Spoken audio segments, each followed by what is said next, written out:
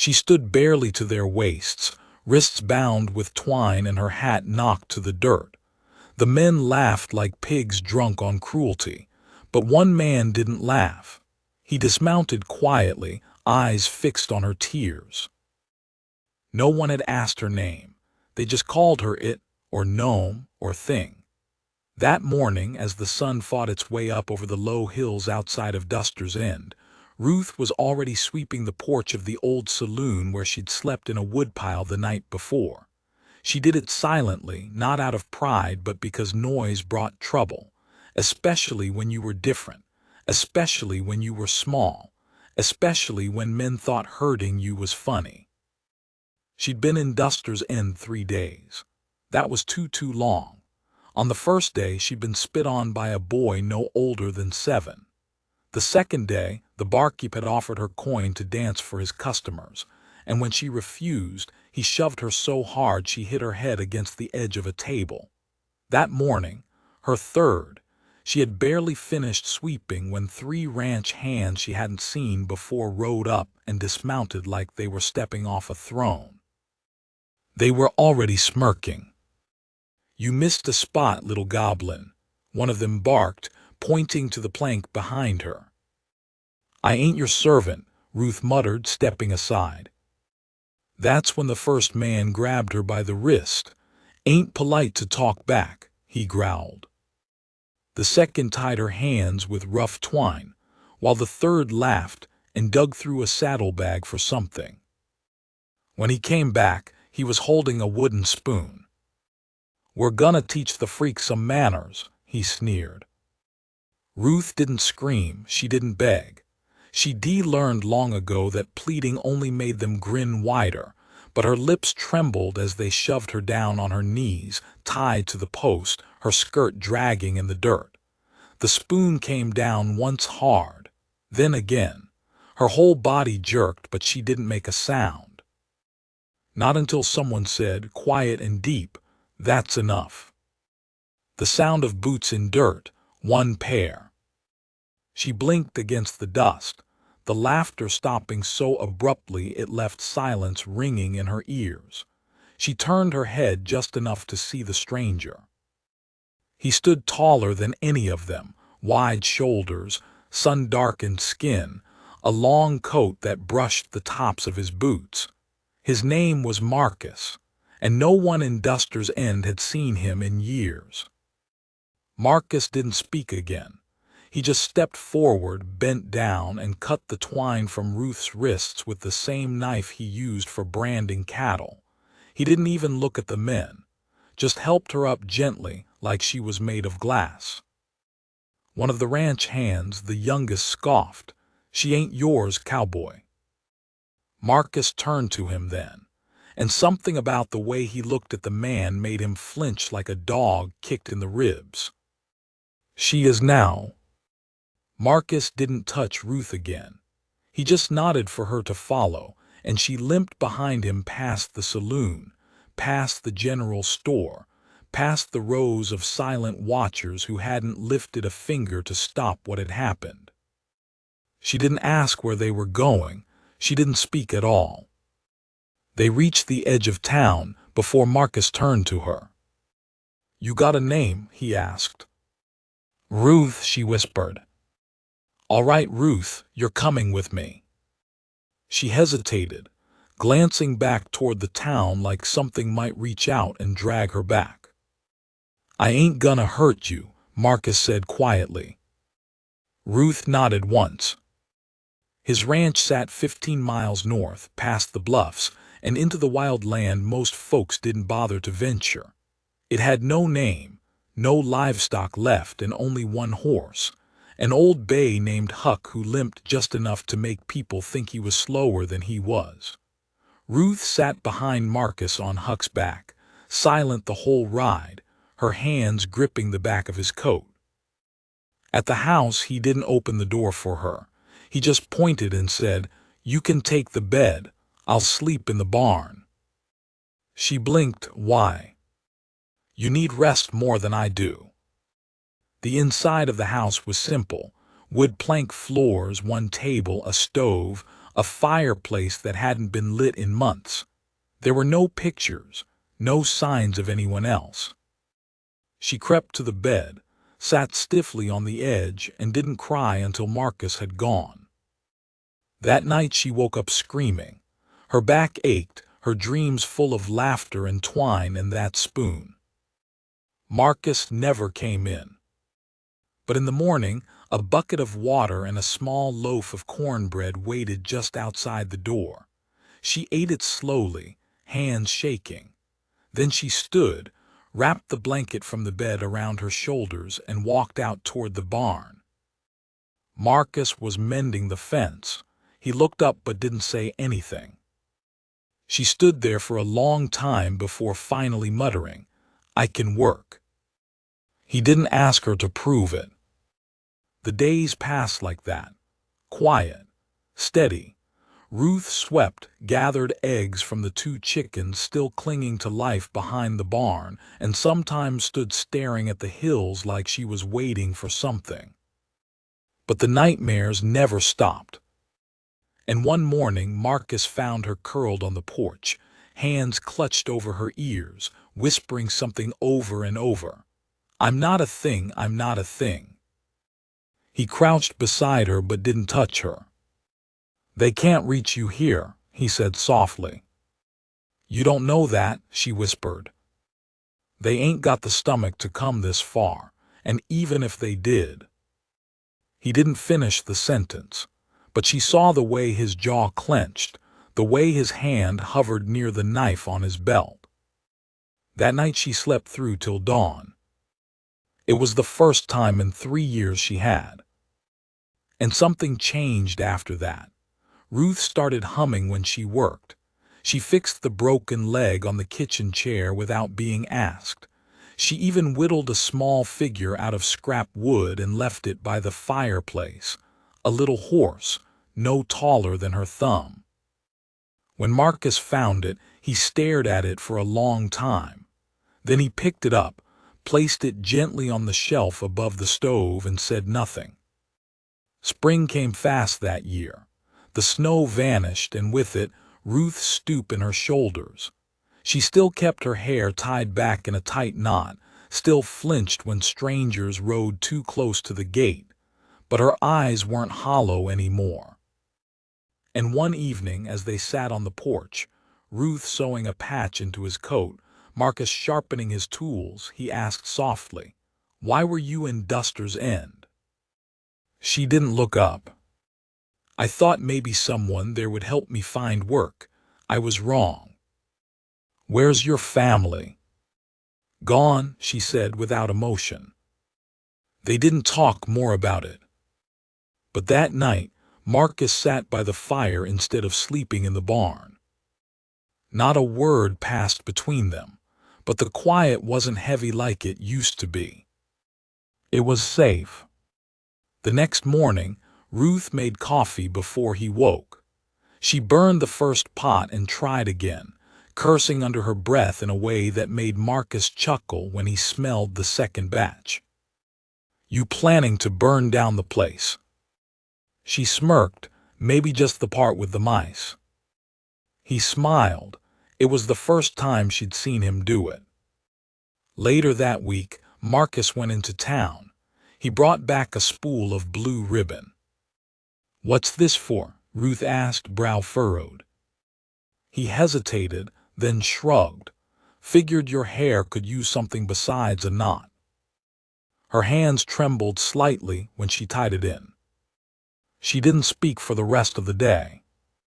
But she wore the ribbon every day after that. That same week, the men from Duster's End showed up again. This time, Marcus was ready. They came at dusk, as the sky burned red behind the pines, riding in with their shoulders square and their laughter already echoing through the valley. 3 of them, the same that had bound her like a sack of feed and struck her across the back with that spoon. One held the reins loosely, a bottle half emptied in his fist. Another was smoking something bitter and rough that made Ruth's nose sting even before they crossed the outer gate. The third, the one who'd tied her, grinned as he saw Marcus stepping out from the barn, wiping his hands on a cloth.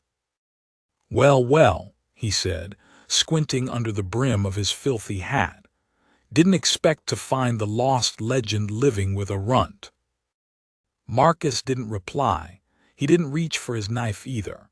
He just walked, slow and straight, until he stood between them and the front steps of his porch, where Ruth stood frozen, her small hands gripping the railing. "Leave," Marcus said. One of the men spit. "Not until we get what we came for." "And what's that?" "The freak," the third man said, smiling wide. "We got bets in town. Fella said he saw you kiss her forehead. Said maybe you'd lost your mind. Figured we'd come and check for ourselves. Maybe see if she squeaks when she cries." Ruth hadn't moved, but something in her eyes shifted. Not fear, not this time. Something else, like rage buried beneath years of silence. Her hand dropped from the porch railing, then disappeared behind her back. She'd taken to carrying one of Marcus's old carving blades, the handle shortened to fit her grip.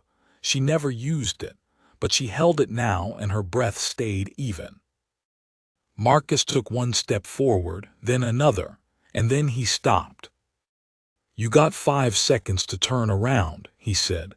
"After that, only one of you's leaving upright." That should have made them flinch, but liquor and cruelty made men stupid. One of them dismounted and started forward, puffing his chest. Marcus didn't wait. He moved fast, too fast for a man that broad, and brought the heel of his boot up hard between the man's legs. As the ranch hand crumpled, Marcus turned, fist already moving, and caught the second rider across the jaw so hard teeth scattered like corn dropped from a sack. The third tried to draw his pistol, but old Huck, charged from the barn like he was born again, barreling straight into the horse, sending the man toppling backwards in a tangle of limbs and panic. It was over in 10 seconds, the kind of justice no courtroom would deliver, the kind that made men remember where not to ride. Marcus stood over the one still conscious and said, quiet as the wind, "Come back again, and I'll bury you so deep even your sins won't find you." He didn't kill them. That was never his way. But when they rode off, two bleeding and one holding his ribs like they were glass, they left something behind, something Ruth picked up from the dirt where it had landed, a boot, torn, empty. She brought it inside and placed it by the door like a trophy. That night she made stew. It wasn't much, just beans, salt, and water, but Marcus ate every spoonful and didn't say a word when she scraped her own bowl clean even before he finished his. He looked at her across the table, at her short legs dangling above the floor, her face smudged with soot from the kitchen. "You're not like them," she said suddenly. He raised a brow. "Them. The ones who stare, who talk when they think I ain't listening. You never looked at me like I was broken." "I don't see broken," he said, and went back to his food.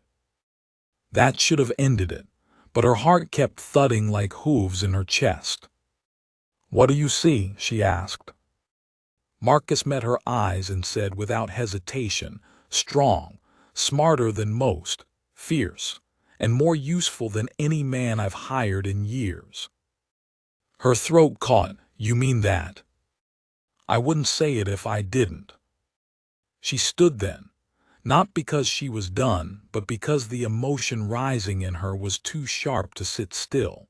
She walked to the window, stared out across the quiet valley, and blinked hard. "I used to believe God made me wrong," she said, "that I was a mistake, or maybe a punishment for something someone else did." Marcus set his spoon down. "That what they told you?" "Not in words, but in how they looked at me, touched me, shoved me, laughed, like I wasn't meant to be here, like I was some bad joke he forgot to finish."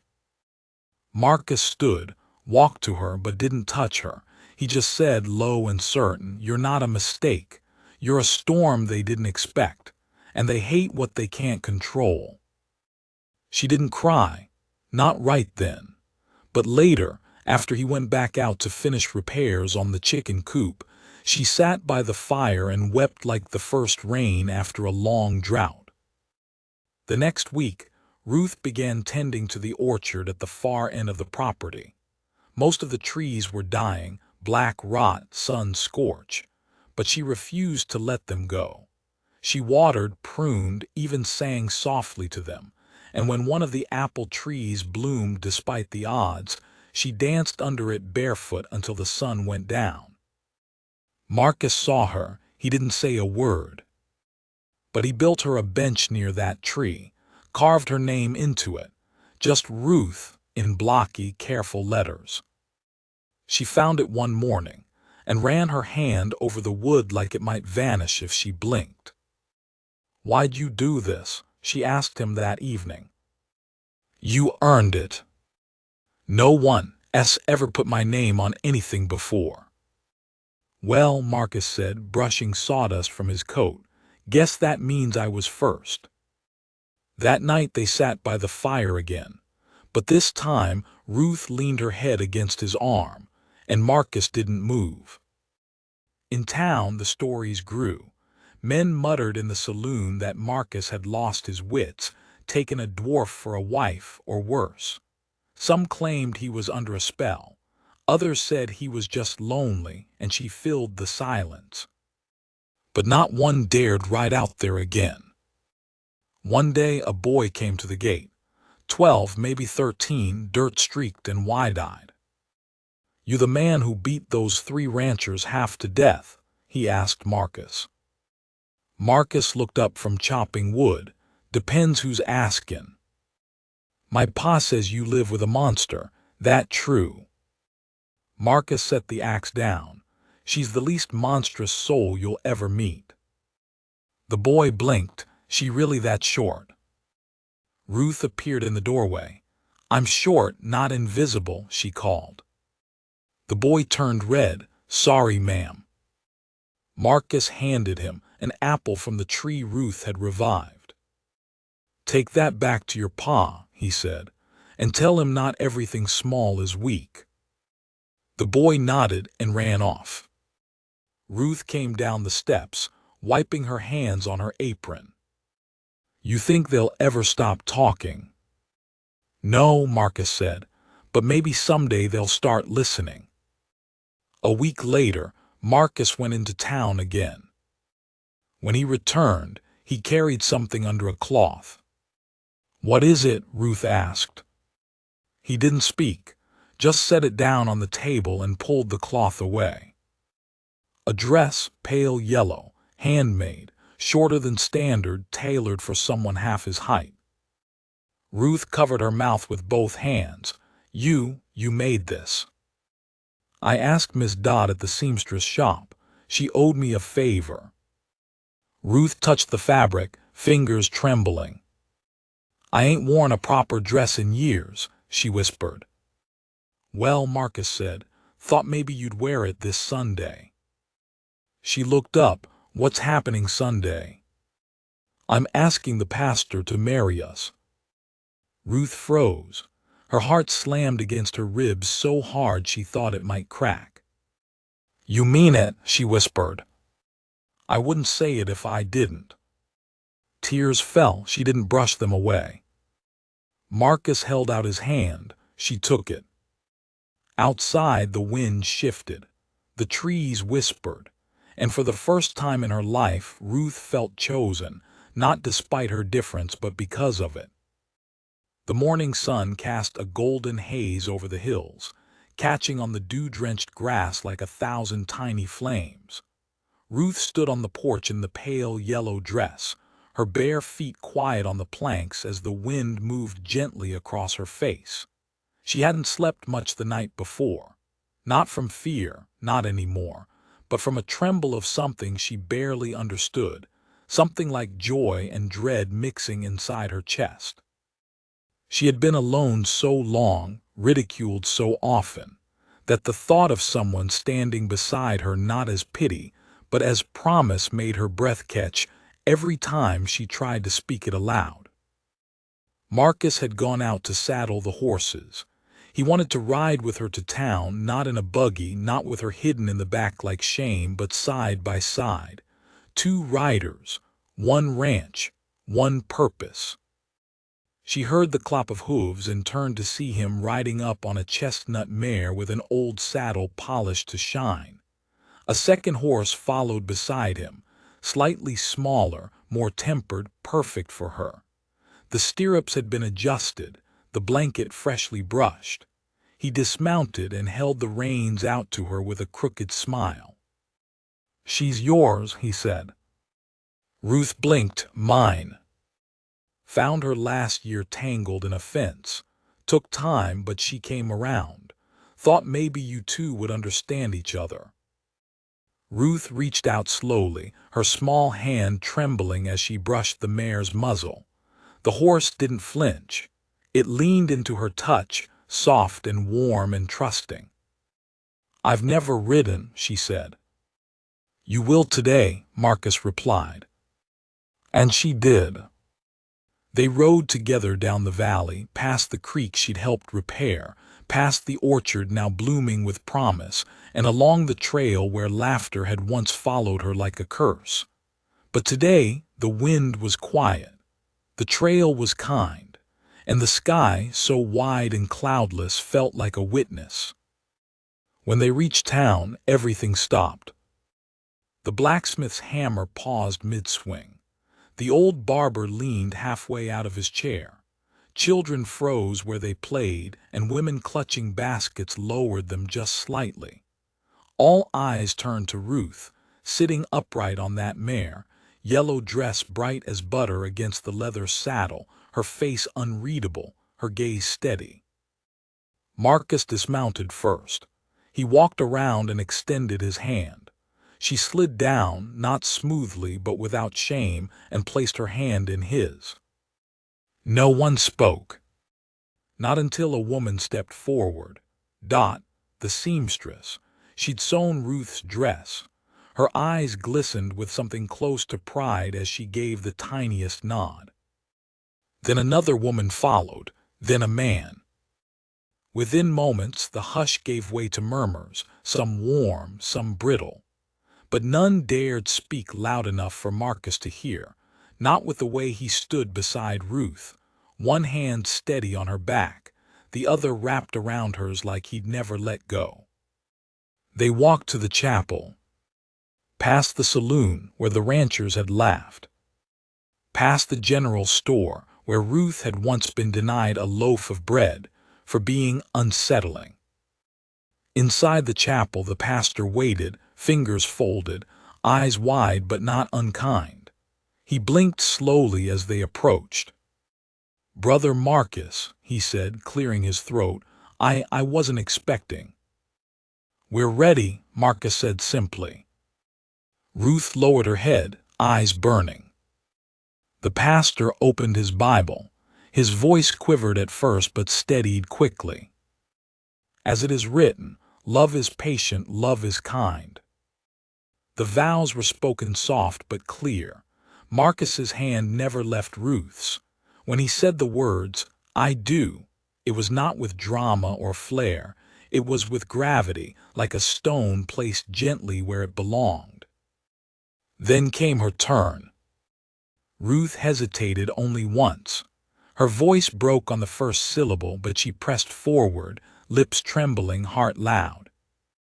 "I do." The pastor pronounced them man and wife.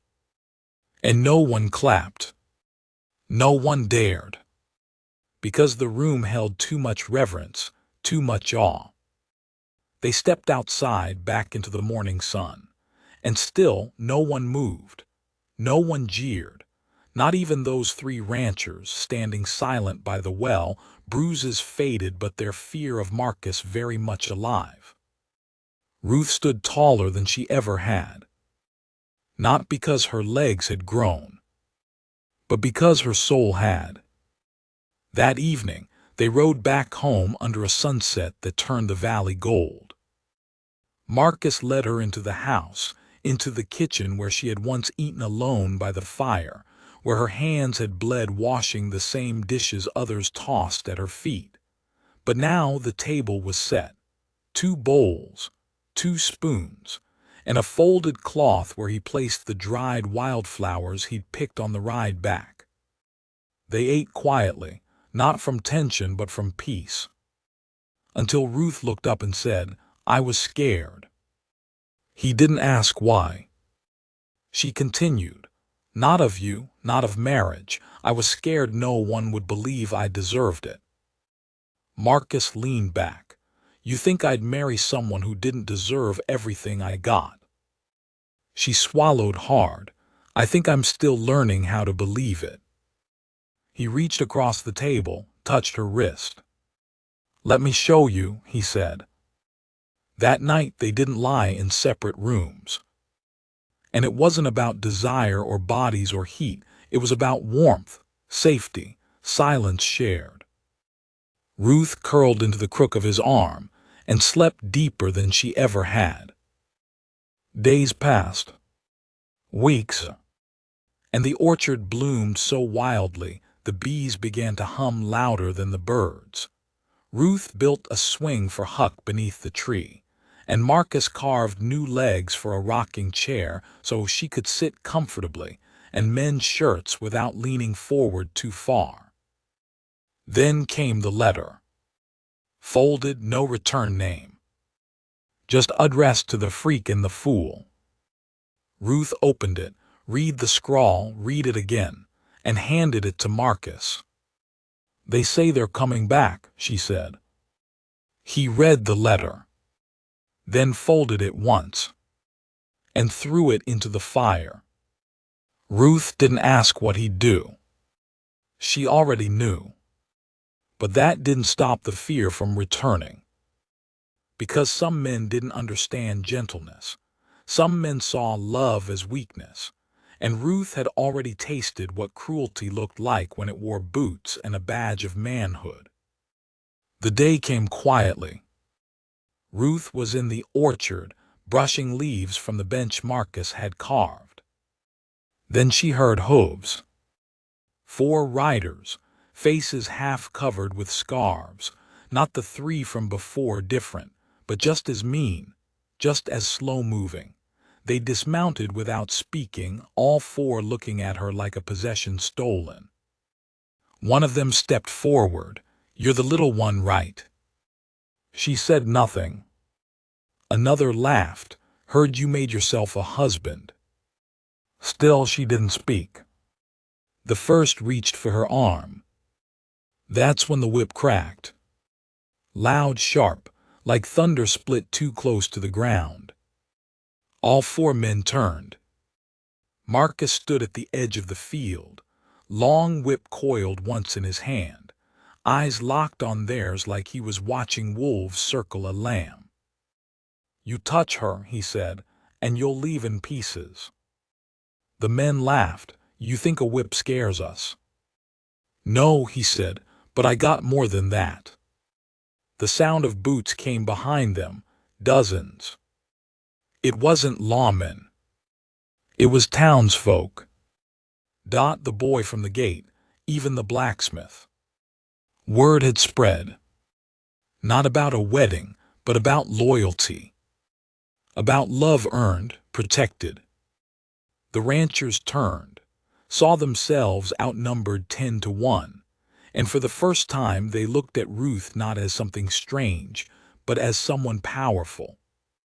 Because power wasn't always in fists. Sometimes it was in who stood behind you when things turned dark. They rode off. Not fast, but defeated. And Ruth, she stood taller still. That night she lay beside Marcus and whispered, "You didn't have to call them." "I didn't," he said. "They came because they saw what I see." She blinked. "What's that?" "That you're the only thing that ever made this valley bloom." The morning after the four men rode off, Ruth walked the orchard alone, but not with fear trailing behind her. Her feet knew each slope and hollow now. Her hands brushed branches no longer in apology but in ownership. The swing she'd built for Huck swayed slightly in the breeze, and the fresh fruit beginning to bud was something like a hymn to her spirit, quiet, persistent, and deeply rooted. It was then she heard the voice. Not from a stranger, but from the past. Ruth. Her heart seized. It came again. Ruthie, is it you? She turned, and the ground seemed to fall away from under her. A woman, older, frailer, but unmistakable. Her mother, or rather, the woman who once claimed to be. Ruth didn't speak. The woman stepped forward, wringing her hands. Her dress was faded and torn at the seams, and her eyes darted around like a fox in open field. I didn't know where to go, she said softly. Someone told me about a woman named Ruth married to a rancher, said she walked like a little girl but spoke like a queen. Still, Ruth didn't speak. The woman's voice cracked. I didn't come for money.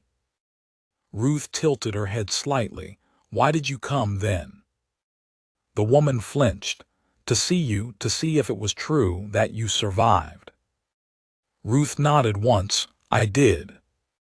The silence between them thickened, like bramble left too long uncut. And then Ruth took a breath, steady and slow, and asked the one question that had burned in her throat for years. Why did you leave me in that wagon? The woman's shoulders caved inward. I thought you were cursed. I was a child. I was scared. I was alone. The woman wept, not pretty tears, not the kind that make a scene for sympathy. These were raw, ugly, like shame breaking loose. I had 5 mouths to feed, she said. You came out small and they said you'd never walk, that you'd be a burden. I didn't know better. I didn't want to leave you, but You did. The words were final, but not cruel. Just true. Ruth didn't yell, didn't fall apart, because she'd already buried that wound 1,000 times. Today, she just named it out loud. I came to say I'm sorry, the woman whispered. Ruth nodded, then say it. The woman's lips trembled. I'm sorry. For what? Ruth pressed. For leaving you, for being weak, for not holding you the day you were born, for not seeing you as whole. Ruth turned her face away, and for a moment it looked like she might send her away. But instead she said, Come inside, I'll make you tea. Marcus watched from the porch. He didn't interrupt, just stood up, stepped inside the barn and gave them space. That night the woman slept on the spare cot in the corner. She didn't ask for anything more, and Ruth didn't give it.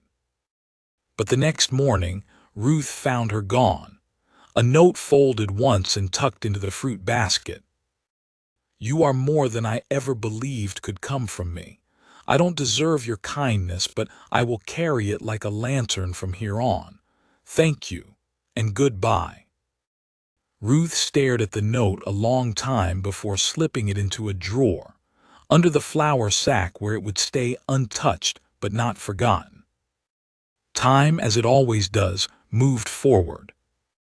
Spring bled into summer. The orchard exploded with fruit and the ranch grew quiet with contentment. Huck grew taller, his words steadier. He started calling Ruth Auntie, though no one ever corrected him. It felt right. One afternoon, Marcus rode into town to fetch supplies. Ruth stayed behind with Huck, showing him how to tie a knot for the clothesline. The boy giggled, his hands fumbling the cord again and again, but she was patient. Then came the scream. From the hill. Ruth's head snapped up. The sound came again, sharp, young. She didn't wait. She ran, fast as her legs allowed. Huck right behind her. They found her by the river. A girl, tiny, bruised, barefoot. No older than 8. She clutched a piece of cloth so tightly her fingers bled from the grip. Ruth dropped to her knees. "Sweetheart, are you hurt?" The girl didn't answer. She looked past Ruth to Huck, then at Ruth's hands, then her face, as if trying to decide whether she was real. Ruth reached out slowly. "It's okay, I've been where you are." The girl's lip quivered. "Are you a monster?" Ruth blinked. "No." "Then why do they say you are?" Ruth didn't flinch, because they were afraid of what they didn't understand. The girl sobbed once and collapsed into her arms. Marcus returned just as the sun began to set. He dismounted, took one look at the girl curled on the porch bench, and turned to Ruth. "She yours now?" he asked. Ruth shrugged. "She might be." He smiled. "Then we'll build her a bed." They learned her name was Mabel. She'd escaped from a traveling show, a place that kept curiosities in cages and made them dance for coins. Her back had whip scars, her feet were raw. Marcus rode out the next day, alone. He returned with a sheriff's notice and a bloodied hat that didn't belong to him. He didn't speak of what happened. Ruth didn't ask. But Mabel never looked over her shoulder again. As summer deepened, the orchard became something more than land. It became refuge. Children came, not in hordes but slowly, one by one, all with stories that echoed Ruth's different shapes of sorrow but the same song underneath. Some were tall, others small, some loud, some mute, but each carried something broken. And Ruth, she made room for every single one. Marcus built beds. Ruth made rules. No shame, no names from the past, only what you wanted to be called and only the work your heart could handle. Soon the orchard wasn't just trees and fruit. It was family. The town took notice. Some scoffed, said she was building a circus, said the land was cursed. But then came the fire. A lightning strike caught on the edge of town, near the stables. Flames roared, horses screamed. And while others ran away, it was Ruth's orchard folk who rode out first, children on ponies, Marcus on his mare, Ruth directing buckets with a voice so sharp it cut through the smoke. They saved the town. And the town slowly changed. Apologies came in bread loaves and fresh eggs, in tools dropped off without a word, in church pews made wider and front-rowed. But not everyone welcomed change. One night, weeks later, a group of masked riders came. 10 in number, fire torches in hand. They surrounded the orchard just before midnight. Ruth woke first. She always did. She opened the door and saw them standing like shadows too stubborn to leave. She didn't cry, didn't shake. She stepped outside and faced them. "What do you want?" she asked. One rider lifted his torch higher. "We want this place shut down. It ain't natural. You're filling the valley with strays." "Then you're standing in the wrong place," she replied. "Move aside, woman." "No." They moved forward. Then the bells rang. 3, 4, then more. From the barns, from the orchard, from the field. The children poured out, not scared, not armed, just there. Together, holding hands, standing behind her. Then came Marcus. He didn't bring a gun. He brought a shovel, and beside him, Dot, the blacksmith, the seamstress, the barber. The town had come, not for blood, but for truth. "You got no right," one rider yelled. "This was our land before it was a freak farm." "You had your chance," Dot said. "You wasted it." "Move," the rider shouted.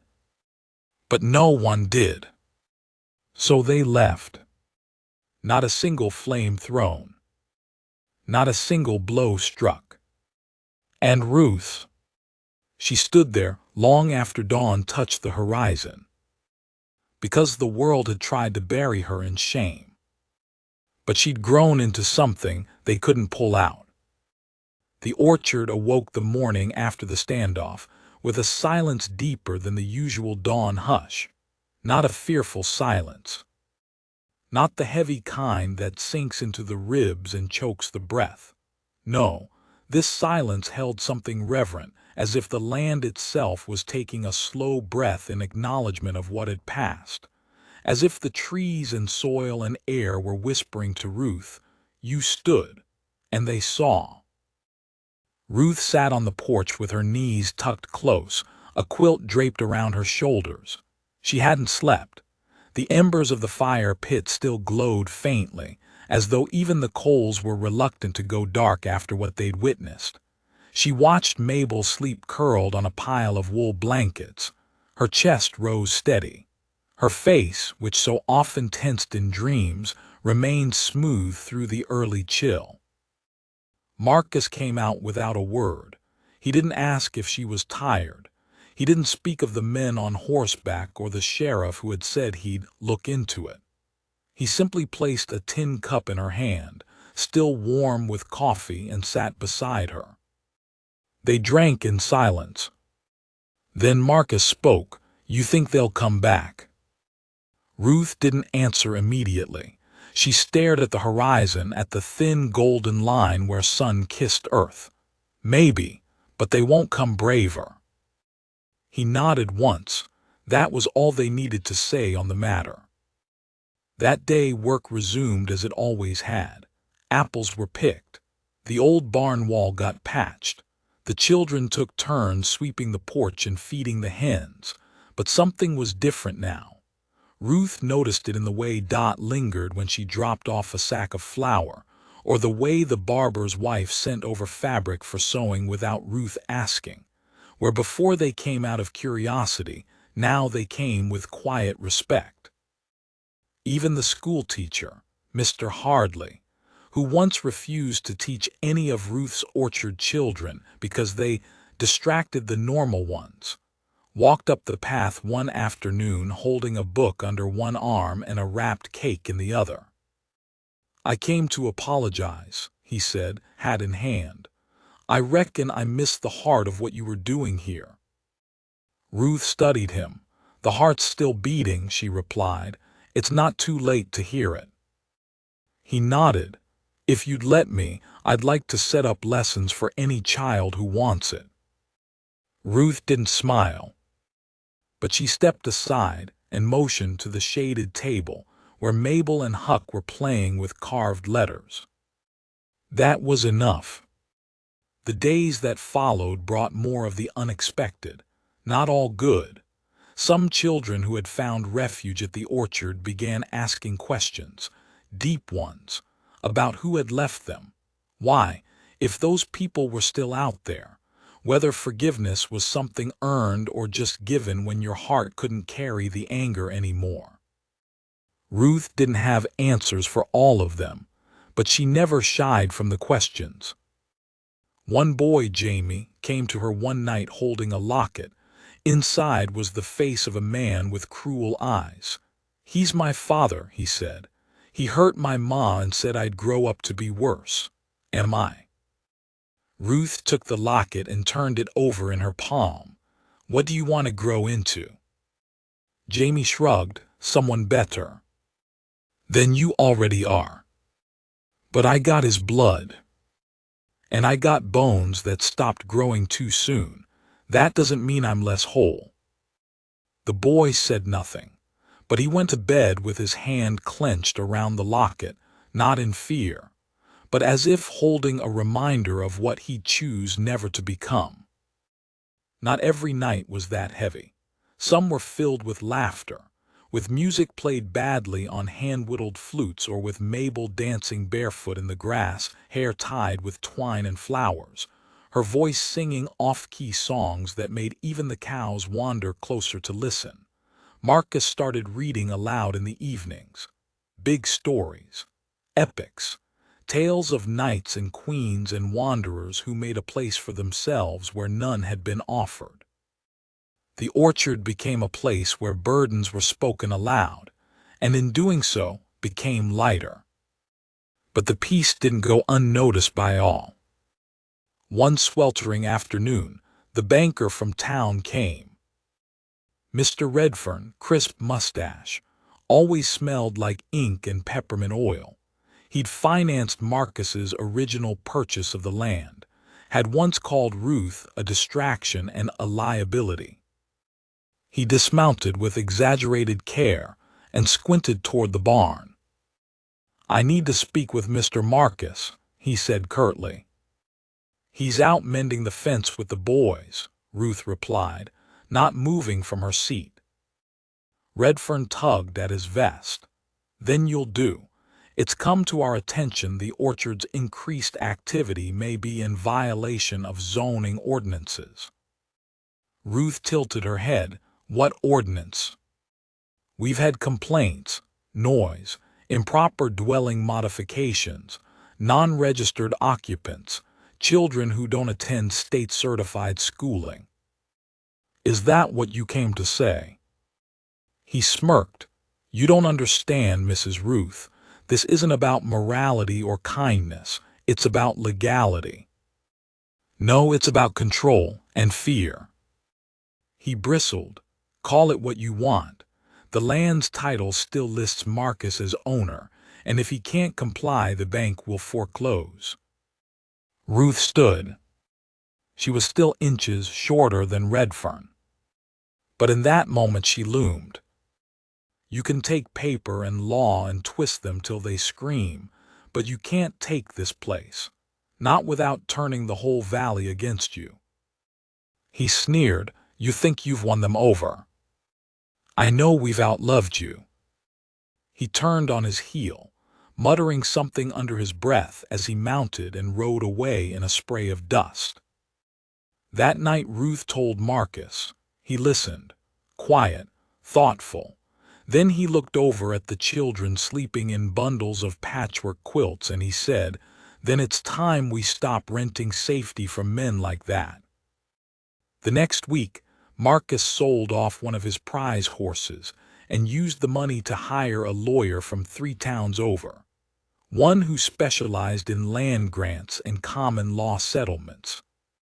The lawyer came in wearing boots scuffed from travel and carrying a satchel of thick books. "I heard about the orchard," she said. "I'm here because people like you don't get buried quietly anymore." Her name was Margaret Poe. She asked questions, took notes, looked at every document Marcus had signed. Then she grinned and said, "We've got a case. He used illegal clauses to trap you, and if we win, not only will you keep this land, you'll get to name it your own." It took months. During that time, Redfern tried everything. More visits, threatening letters, even had a marshal show up to inspect the premises. Each time, Ruth met them with open eyes and a calm voice. Each time they left with nothing. Then one morning, while Ruth was teaching Mabel how to churn butter, Margaret rode up with a smile so wide it cracked. "It's done," she said. "You're not just tenants now, you're proprietors. The orchard is officially registered under your joint names, Marcus and Ruth Holloway." Ruth blinked. "Holloway." Margaret raised a brow. "He told me to add it last week, said you were his wife. I assumed you de-signed the paper." Ruth turned slowly to Marcus, who had just walked up behind her with a feed sack over his shoulder. You didn't ask me, she said. He shrugged. Didn't figure I needed to, felt true already. She stared at him for a moment. Then, to Margaret's astonishment, Ruth smiled, not faintly, not shyly. A full, wide, unshaking smile. Later that evening, when the sun dipped low and the children danced to the thump of a makeshift drum, Ruth pulled Marcus aside. You know, she said, you're still a terrible cook. He nodded solemnly, and you still can't carry a tune. But you listen when it counts, she said. And you speak like the sky, waiting to hear you. They didn't say, I love you. They didn't need to. It was already written in the orchard rows, and the hands they held, and the children who now called them home. And just when they thought peace had finally laid its full weight on the land, a rider came down the road, dressed too fine for a traveler, eyes sharp like a hawk. He pulled up to the gate, dust clinging to his cuffs. I'm looking for someone, he said, voice smooth. A girl, small, dark hair, name of Ruth, said she disappeared from a caravan 10 years ago and made herself important. Ruth stepped forward, calm. I'm Ruth. He looked her over like weighing a coin in the hand. You owe someone a debt, he said, and they're coming to collect. Then he turned and rode off. Marcus put a hand on her shoulder. She didn't flinch. But the past, it seemed, had not yet run dry. The wind was colder that morning. Not in a seasonal way, not the kind that signaled a change in weather or a coming storm. It was personal. The sort of cold that seeped beneath the collar, not from temperature but from warning. It carried no scent, no sound, only the sensation that the past had slipped one finger through the door and was about to shove it wide open. Ruth didn't speak of the man who came to the gate, not to Marcus, not to the children, not even to herself, not in the quiet of the orchard when she thought no one was watching, but her eyes stayed fixed longer on the horizon. Her hand lingered near the drawer where her mother's brooch still rested, the only thing she'd brought with her when she ran from the caravan all those years ago. And some nights, after everyone else had gone to bed, she stood barefoot by the trees and watched the road like it might decide what kind of woman she'd have to become again. 3 days after the stranger's warning, another visitor came, this one in a wagon.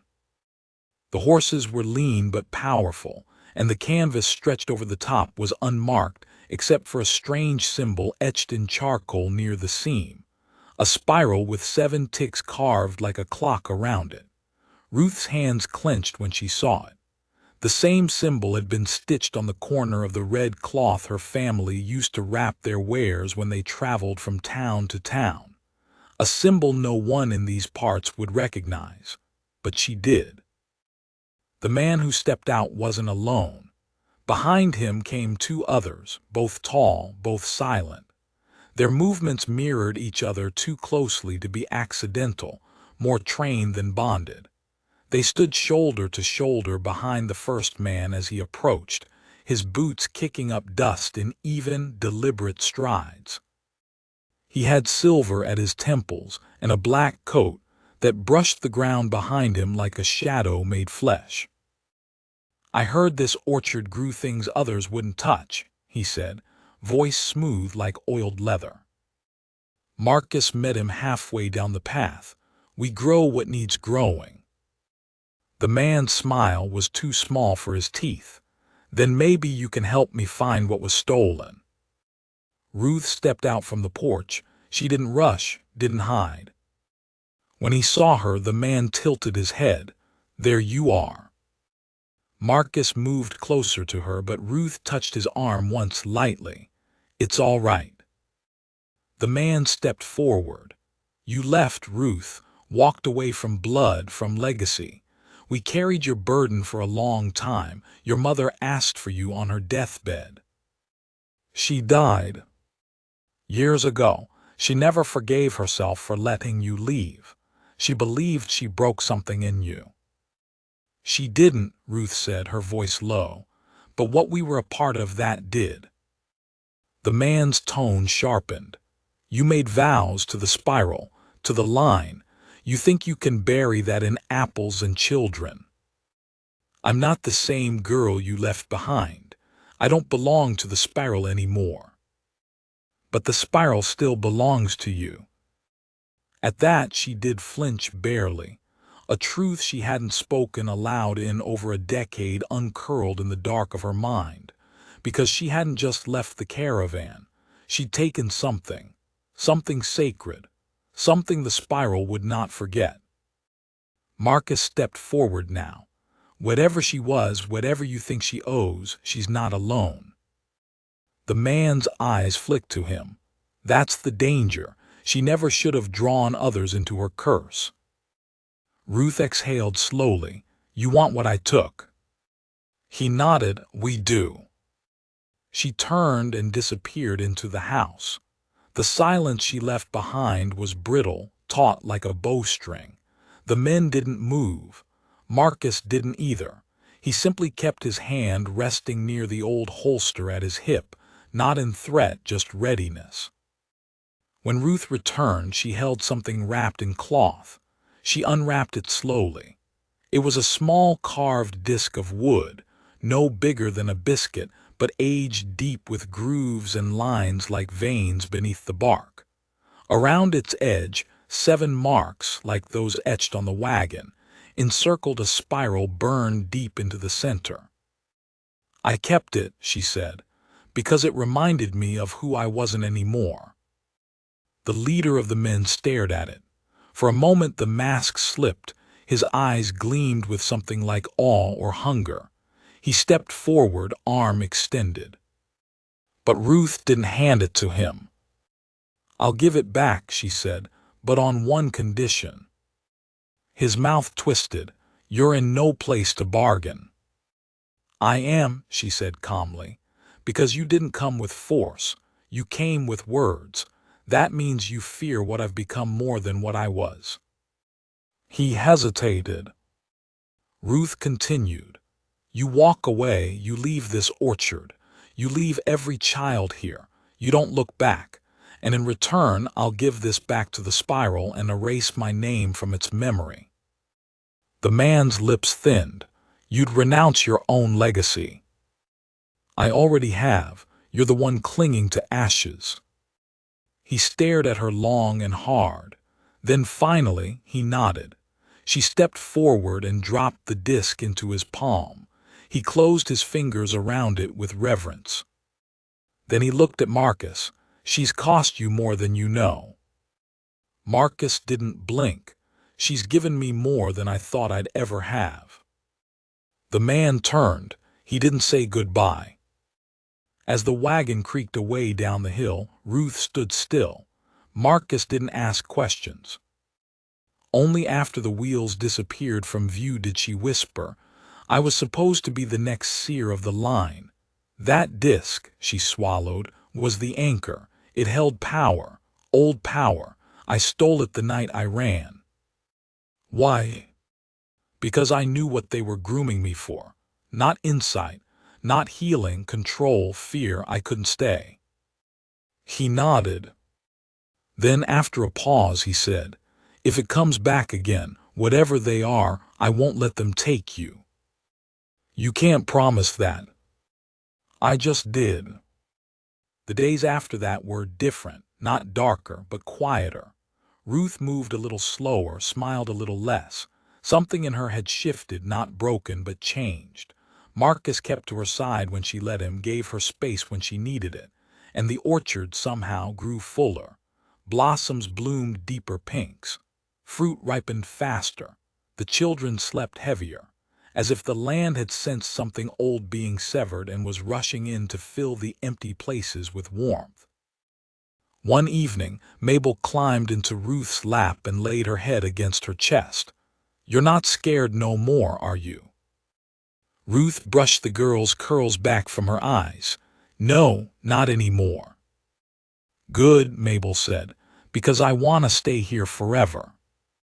Ruth held her tighter.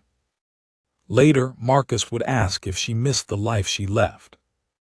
She'd answer, I miss knowing what I was supposed to become, but I'm learning to love what I became instead.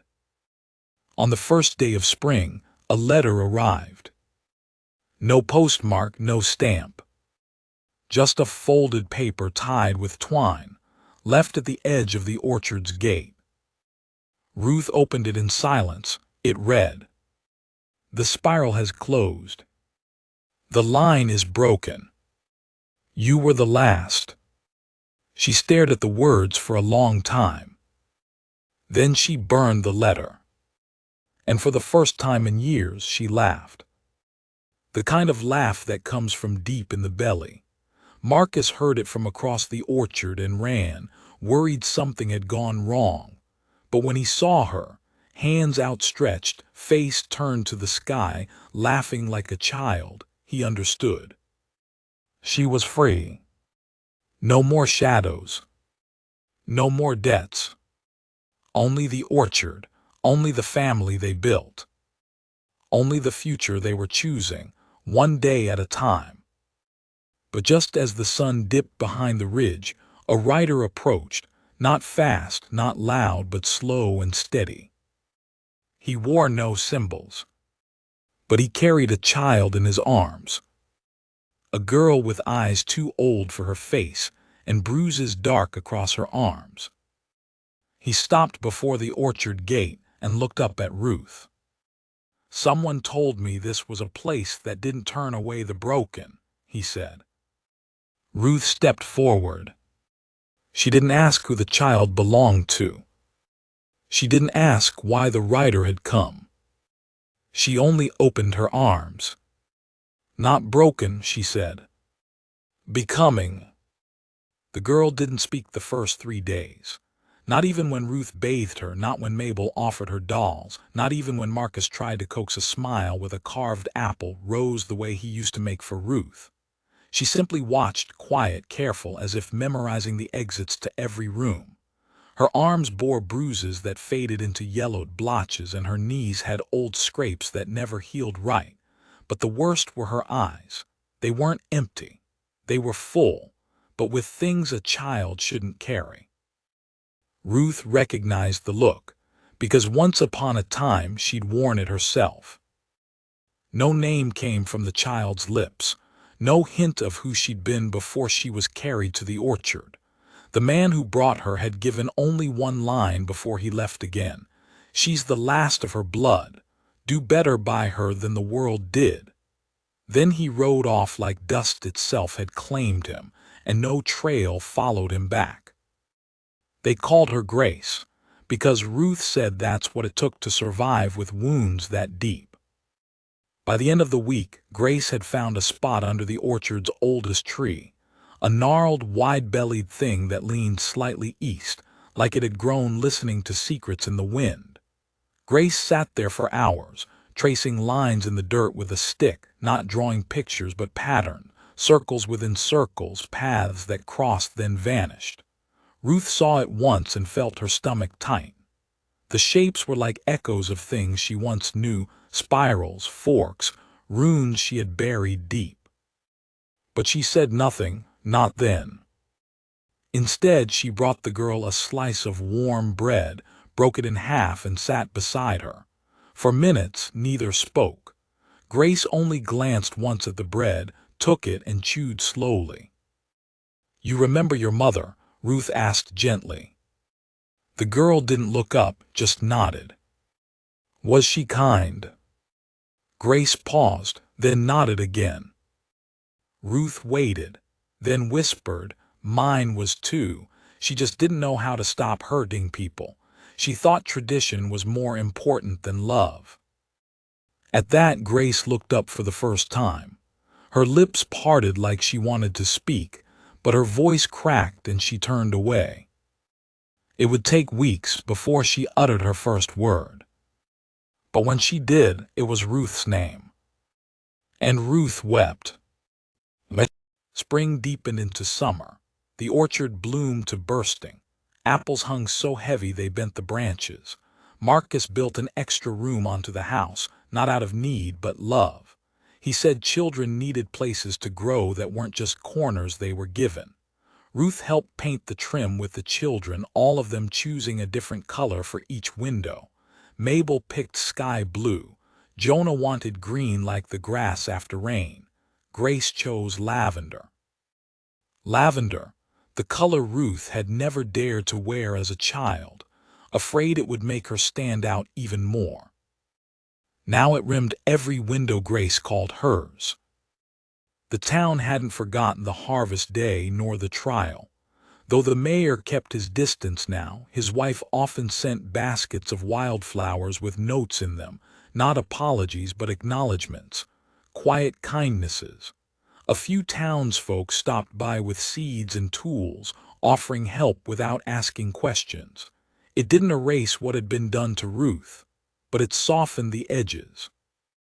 And one day, the school teacher, a young woman who'd just come from the city with no memory of the old town gossip, asked if Grace would like to join the other children in lessons. Grace agreed with a silent nod. Ruth helped braid her hair that morning, and as she tucked the final strand, Grace asked, "Will they laugh at me?" Ruth paused, then replied, "Maybe. Some people laugh when they're afraid, but you don't have to carry their fear, just carry yourself." When Grace came home that afternoon, she had dirt on her knees, chalk on her hands, and a grin that split her face wide. "They asked about my scars," she said. "And what did you say?" "That they were from dragons." "And did they believe you?" "No, but they said it was cool." Ruth hugged her until the sun went down. Then came the day the old woman returned. No one saw her arrive. She simply appeared near the edge of the orchard, where the wind touched the fence line and the world always felt a little thinner. She was cloaked in gray, skin like wrinkled bark, eyes clouded white but still piercing. Ruth knew her before she spoke a word. "Vera," she said softly, "the last keeper of the spiral." "You've done what we never could," Vera said, her voice raspy. "You ended it." "I didn't want to end it, I just wanted to live." "But in doing so, you broke the chain. And because of that, we are free, even those of us who clung to it out of fear." "I thought you'd be angry." Vera shook her head. "No, I came to say thank you and to give you this." She handed Ruth a small, leather-bound book. Inside were pages of names, women mostly, all marked with the spiral. Some crossed out, some with dates. At the very end, a blank page with a single name written in a careful hand. "Grace." Ruth stared at it. "Why her?" "She has the touch," Vera said. "She sees the paths even now, but it is yours to decide what that means, not ours." Ruth looked toward the house, where Grace's laughter echoed from the porch. "I won't raise her in fear." "Then you will raise her well." The old woman left as quietly as she came. When Ruth looked back down at the book, it was gone. That night, Ruth sat with Marcus under the stars. They hadn't spoken in hours, just held hands, their fingers laced like tree roots that had finally found each other after growing in the dark. He broke the silence first. "What do you see when you look ahead now?" She smiled faintly. "Not darkness, not anymore, just the orchard, the children, you, and the life we're still building." He nodded. "Good. I can't promise it'll always be easy, but I can promise I'll be here." She looked at him, eyes glistening. "You've already kept that promise." They sat like that until dawn. Years passed. Mabel grew tall and brave and stubborn. Jonah became a quiet thinker, good with wood and carving. Grace grew slower than the others but steadier. She never returned to silence. Her voice became sure, her eyes sharp. When other children asked about her past, she told them the truth, some of it, enough. And when they asked about Ruth, she said, "She saved me before I knew I needed saving." By the time Grace turned 16, she'd planted her own row of trees along the orchard's far edge. She tended them daily, each marked with a name of someone who came to the orchard to heal and stayed to grow. The first tree bore Ruth's name, and beside it a plaque, "Not broken, becoming." On the day Ruth passed, it was spring. She died quietly in her sleep, Marcus's hand in hers. They buried her beneath the old gnarled tree, the one where Grace had first spoken, first healed. The town came. Even the mayor, older now, stood and wept. No one mocked her. No one whispered. They all knew the truth. She hadn't just survived. She de-saved them all. And when Grace stood to speak, she didn't read from paper. She spoke from memory. She came here tied and mocked and unloved. She grew roots in a land that never wanted her, and from those roots we blossomed. She was our mother, our teacher, our shield, and her love was the kind that doesn't fade, it multiplies. The wind stirred the blossoms above. The orchard rustled like it sighed. And as they all turned to leave, a small girl new to the orchard, fresh from some heartbreak of her own, asked Grace, was it true she was a dwarf? Grace smiled, nodded. The girl hesitated. Was it hard for her? Grace crouched, took the girl's hand. It was hardest for the people who never saw how tall her spirit was. The orchard still stands. Children still come, some stay. And if you listen closely on a quiet morning, you can hear laughter from beneath the oldest tree, like the sound of bells carried on the breeze. They say Ruth never really left. They say her love took root too deep. They say the orchard remembers. And they're right, because every blossom is a story. And every harvest is a reminder that the world may tie and mock what it doesn't understand. But love sets it free.